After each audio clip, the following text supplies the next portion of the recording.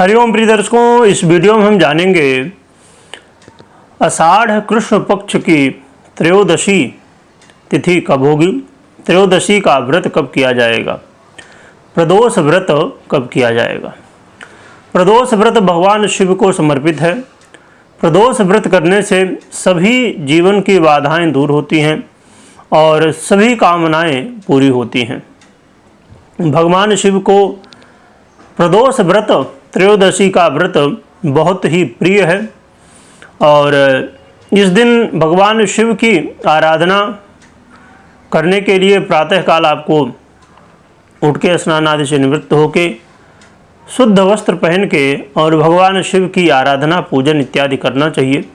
और विशेष रूप से प्रदोष काल में पूजा की जाती है, यानी कि दिन और रात्रि का जो एक संधि का समय है उसे ही प्रदोष काल कहते हैं।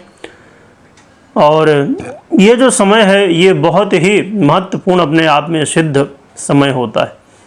इस समय विशेष रूप से प्रदोष काल में भगवान शिव की पूजा की जाती है और इस दिन भगवान शिव की पूजा के लिए आप पंचोपचार, दशोपचार या षोडशोपचार पूजन कर सकते हैं, जैसे आपकी सामर्थ्य हो, या राजोपचार भी कर सकते हैं।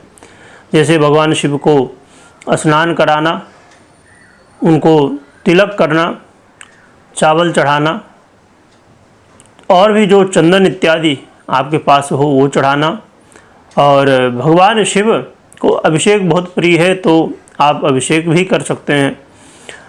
भगवान शिव को पुष्प चढ़ाना, बेलपत्र चढ़ाना, फिर आपके पास जो भोग के लिए हो तो भोग अर्पित करना और प्रदोष व्रत की कथा का श्रवण करना या चालीसा इत्यादि आपके पास हो तो उसका पाठ करना और ओम नमः शिवाय मंत्र या अन्य मंत्रों का जप करना और भगवान शिव की आरती करना, क्षमा प्रार्थना, पुष्पांजलि करना, ये सब विधि, फिर भगवान को प्रणाम करना, आशीर्वाद लेना, प्रदक्षिणा इत्यादि।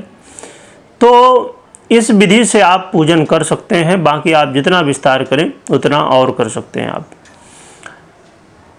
आषाढ़ कृष्ण पक्ष की ये जो त्रयोदशी 2025 में है, ये 22 तारीख को रात्रि में 1:25 से प्रारंभ हो जाएगी और फिर 23 तारीख को सोमवार को रात्रि में 10:10 तक रहेगी।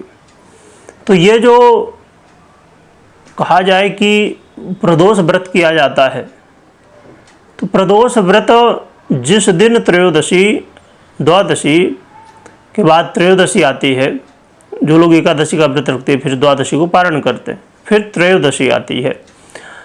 तो त्रयोदशी तिथि के दिन ये व्रत होता है प्रदोष का।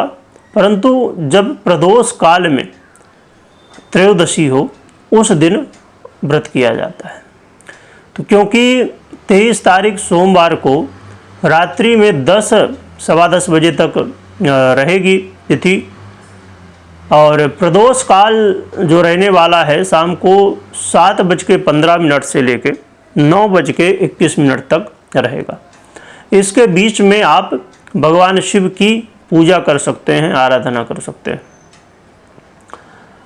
इसमें ये बड़ी महत्वपूर्ण स्थिति होती है कि एक तो प्रातःकाल और सबसे मुख्य रूप से प्रदोष काल में शिव आराधना करिए। और सोमवार को होने की वजह से सोम प्रदोष कहलाएगी और इसका महत्व और भी ज़्यादा बढ़ जाता है, क्योंकि भगवान शिव को वारों में सोमवार बहुत प्रिय है और प्रदोष भी रहेगी, त्रयोदशी भी रहेगी, तो जिसकी वजह से इसका महत्व और भी ज़्यादा बढ़ जाता है। वीडियो देखने के लिए बहुत बहुत धन्यवाद।